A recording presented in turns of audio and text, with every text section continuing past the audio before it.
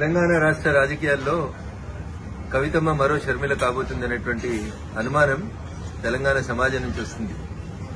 ఎందుకంటే ఈ పంచాయతీ కుటుంబ పంచాయతీ, రాజకీయ వారసత్వ పంచాయతీ, ఆస్తుల పంచాయతీ ఎందుకు ఆల్ ఆఫ్ సడన్ గా కవిత గారు అమెరికాలో ఉన్నప్పుడు మే 2వ తారీఖున రాసినటువంటి లేఖ ఇంతగా ప్రజల్లో చర్చనీయాంశం అవుతుందంటే ప్రజల ఆలోచన లోపల ఒక అర్థం కనబడతా ఉంది స్పష్టంగా.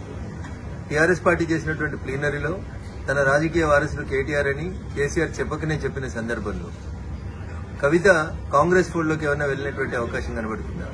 రాష్ట్ర ముఖ్యమంత్రి గారితో లేదా రాష్ట్ర ముఖ్యమంత్రి గారే కావాలని కవితతోటి ఉత్తరాలు రాయించినారు. ఎందుకంటే కవిత ఉత్తరం రాసిన 2వ తారీఖు రోజే ఈ ఉత్తరం కాంగ్రెస్ పార్టీకి సంబంధించిన ఒక టీవీ ఛానల్లో ఒక పేపర్ లోపల ప్రముఖంగా కనిపించింది. ఈ పరిణామాల తర్వాత కేటీఆర్ గారు హరీష్ రావు గారి ఇంటికి వెళ్లడం, బాబా బొమ్మరుదులు ఇద్దరు ఒకటనేటువంటి ఒక మెసేజ్ ని బయటికి పంపడం, తనను ఒంటరి చేస్తున్నారు, బయటికి పంపిస్తున్నారు అనేటువంటి ఆలోచన వచ్చిన తర్వాత కవిత తప్పనిసరి పరిస్థితులలో కాంగ్రెస్ ఫోల్డ్లోకి పోయిందేమో అనేది తెలంగాణ ప్రజల అనుమానం. ఇక భారతీయ జనతా పార్టీ గురించి, మా పార్టీ గురించి కవిత మాట్లాడడం ప్రజలలో జరుగుతుందే వాస్తవాన్నే కవిత చెప్పింది.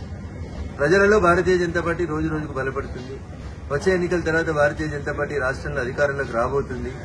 ఈ విషయాల్ని దృష్టిలో ఉంచుకొని భారతీయ జనతా పార్టీ, బీఆర్ఎస్ రెండు కలిసి ఏదో చేయబోతున్నాయని ప్రజల్ని నమ్మించుతుంది. పోయిన ఎన్నికల కంటే ముందు పీసీసీ అధ్యక్షుడిగా ఏ ప్రయత్నాలనైతే రేవంత్ రెడ్డి గారు కొనసాగించారో ఈ రోజు ముఖ్యమంత్రిగా కవితను మరొకసారి ఎట్లా పావుగా వాడుకుంటున్నారేమో అనేది తెలంగాణ సమాజం ఆలోచిస్తుంది. నాకున్నటువంటి అనుమానం గానీ, నాకున్నటువంటి సమాచారం గానీ, ముందు కవితతో పార్టీ పెట్టిస్తారు. తర్వాత వచ్చే ఎన్నికలకు వచ్చేసరికి కవిత షర్మిల గారి లాగా కాంగ్రెస్ పార్టీ అధ్యక్షురాలు లేదా కాంగ్రెస్ పార్టీతో పొత్తు పెట్టుకోవడమే చేస్తుంది. ఇది గతంలో ఈ రాష్ట్ర రాజకీయాల లోపల ఇట్లాంటి ఒక ప్రయోగం చేస్తే బాగుంటుండే అని నేను చెప్పలే. టీఆర్ఎస్ సిద్ధాంతకర్త అని చెప్పుకుంటే ఆయన ఒక మొన్న ఒక టీవీ ఛానల్లో చెప్తాడు.